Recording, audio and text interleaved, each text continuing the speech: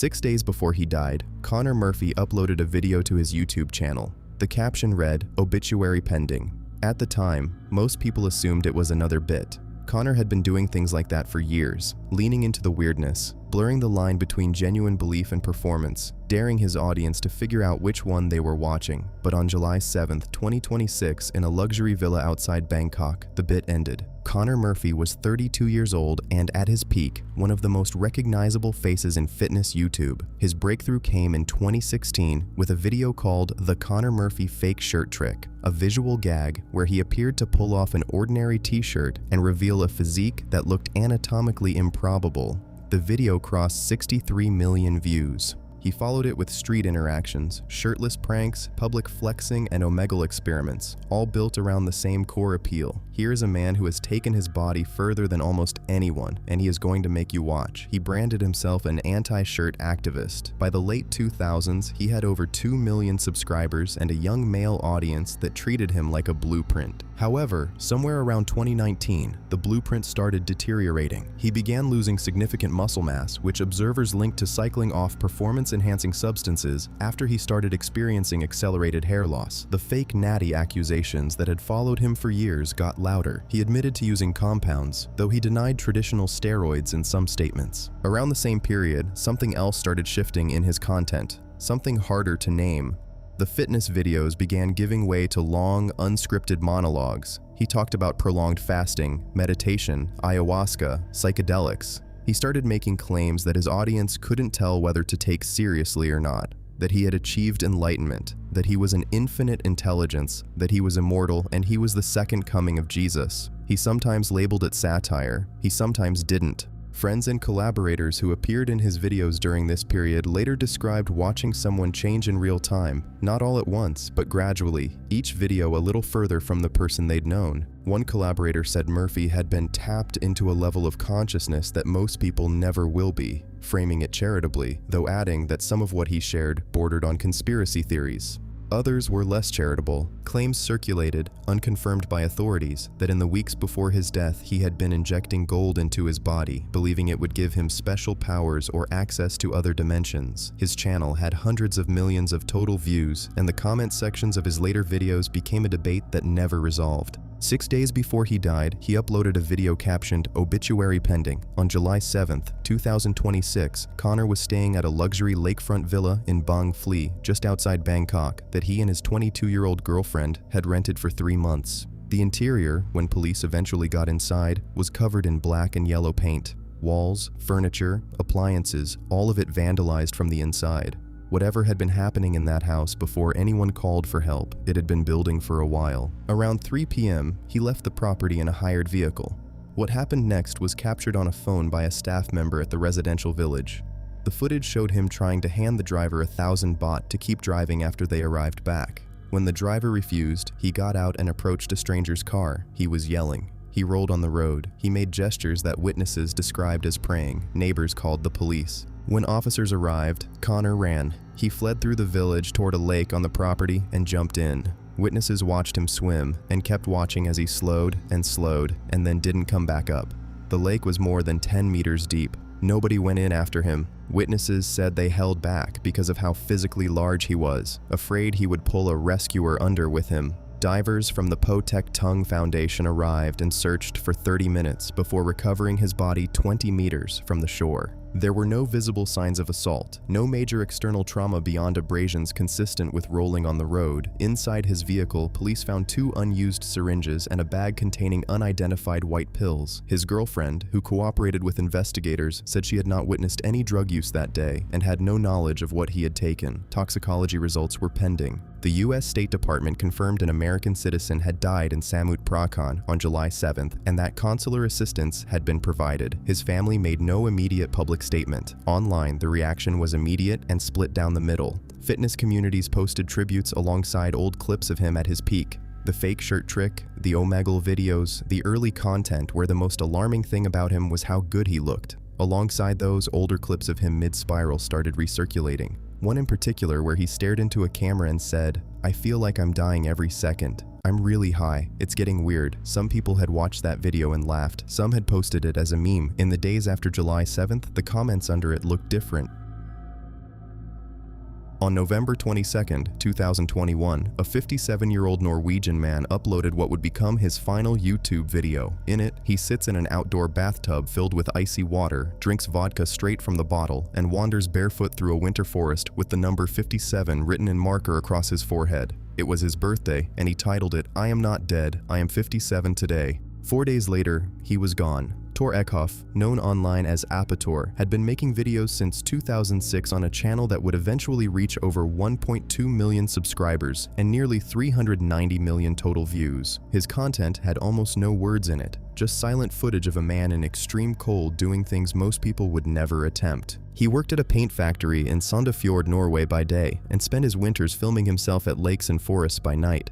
He had survived a fall through the ice in 2007 that nearly took his life, and afterward he made it a point to practice, getting back out of freezing water until he knew exactly what to do if it happened again. In 2018, he had been diagnosed with rectal cancer, complicated by a digestive disease he had managed for years. He underwent surgery and addressed it openly in a video, telling his audience bluntly that he would spend the rest of his life with a colostomy bag. On the morning of November 26th, he drove to Jacobs Dam, a lake near Kongsberg. He sent his partner Tove a message when he arrived. Pictures of himself, pictures of the ice. Good conditions, he wrote. He was planning to film himself skating for a new video. A witness heard screaming and called emergency services. Rescue divers pulled him from the water and began CPR. A helicopter airlifted him to a hospital in Oslo. He had been in the water too long. Tor passed away the following morning on November 27th. His partner and his son were with him when the doctor switched off the machines. His final birthday video, uploaded just 4 days earlier, now has millions of views. The comment section is filled with messages from people who had watched him for years. In Prague, people lit candles outside the Norwegian embassy in his memory.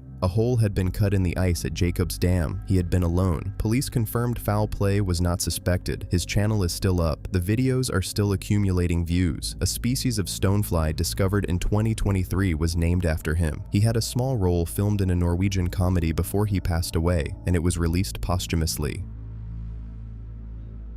On July 28, 2021, 22-year-old Danish YouTuber Albert Dyrlund was on a mountain ridge called Saseta in Italy's Dolomites, filming content for his channel when he lost his footing near the edge of the slope. He fell approximately 200 meters. A rescue helicopter arrived within minutes, but it was already too late. Albert had been making videos since his early teens, at a time when YouTube creators in Denmark were becoming genuine celebrities among younger audiences, comedy sketches and challenges. His energy was relentless, and his audience grew fast. By 22, he had over 160,000 subscribers, close to 100 million total views, and had taken his online persona far enough to star in a Danish comedy film called Team Albert in 2018, loosely based on his own rise. His friends and collaborators consistently described him as someone bursting with creative ideas and always looking for the next thing to make.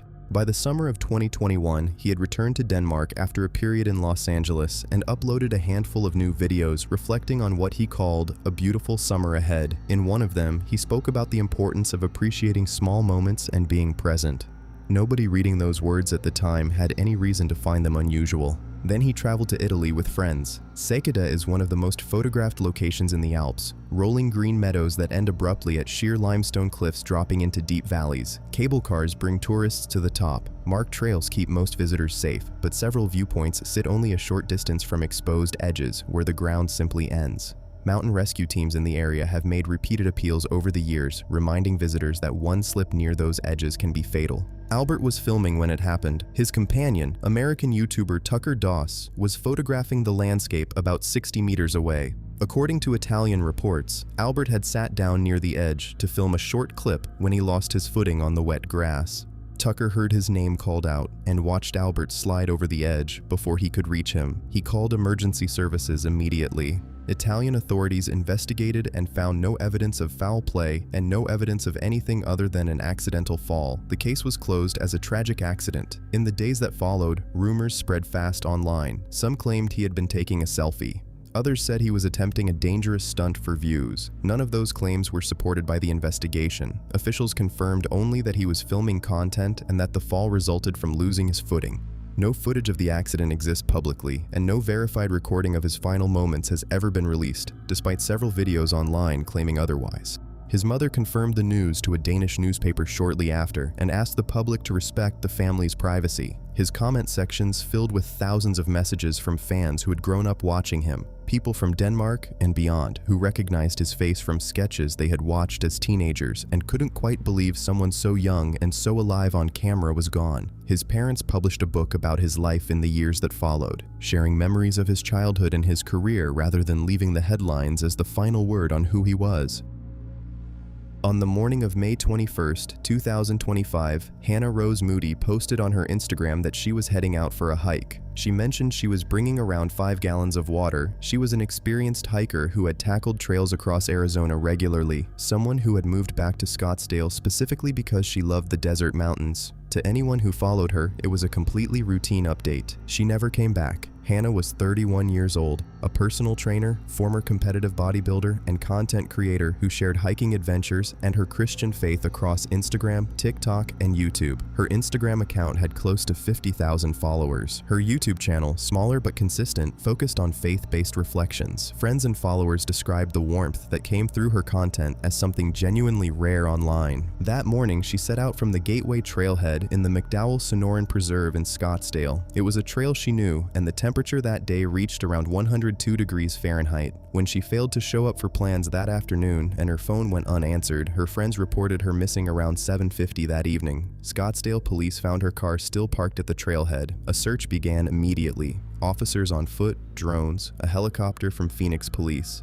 They searched through the night and suspended the operation around midnight without finding her. The following morning, May 22nd, the search resumed with over 20 officers, the Maricopa County Sheriff's Search and Rescue Team, and an air unit. At around 12:05 in the afternoon, the air unit located her body approximately 600 yards off the main trail. Police found no signs of foul play or trauma. The Maricopa County medical examiner later ruled the cause of death as environmental heat exposure. Toxicology came back negative across the board. She had abrasions on her right shoulder and lower extremities consistent with a fall, and her body showed decomposition in line with the extreme temperatures the area had reached that day. She had brought 5 gallons of water. In 102-degree heat in the Arizona desert, that wasn't enough to stop what heat does to a body once it tips past the point of recovery. Her mother, Terry, had suspected heat from early on. When the medical examiner confirmed it, the family released a tribute on Hannah's Instagram and asked that in lieu of flowers, donations go to International Justice Mission and a women's center in northern Arizona, causes that reflected who Hannah was and what she cared about.